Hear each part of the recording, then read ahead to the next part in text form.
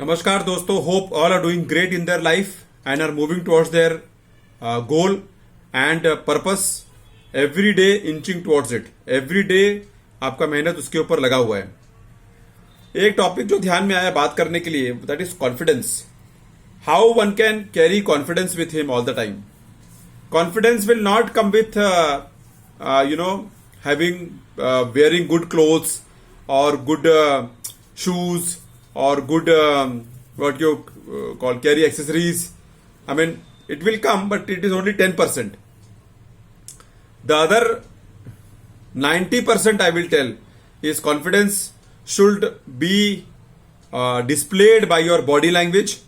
Confidence should be displayed by your attitude, by your way of working, by your way of approach to situations, by your way of handling things, and by the way of how you deal with people, how you manage the situation, how you handle a tough situation in your hand.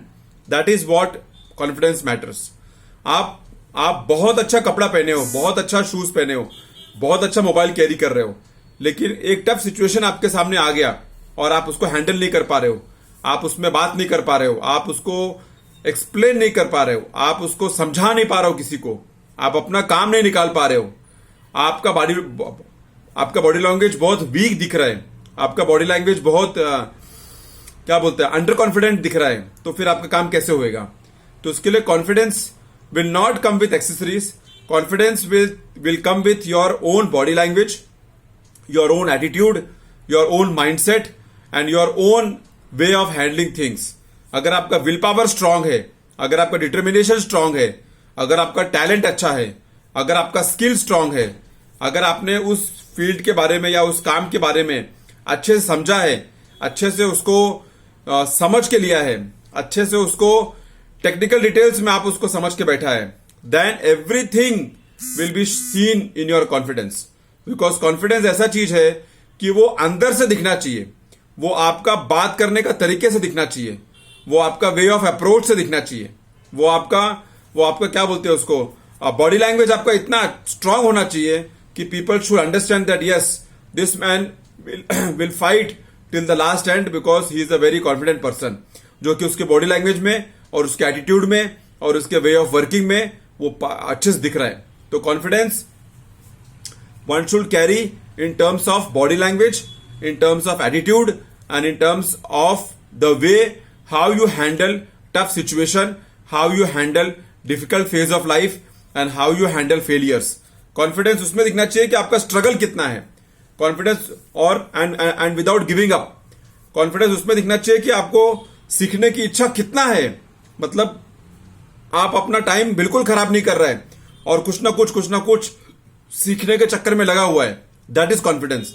Confidence उसको बोलता है कि आप अपने purpose के पीछे इतना पागल हो गया है कि आपको और कुछ समझ में नहीं आ रहा है, आपका फुल टाइम वो पर्पस के पीछे जा रहा है और आप हमेशा उसके पीछे बात कर रहे हैं, हमेशा उसके पीछे लगा है। That is confidence.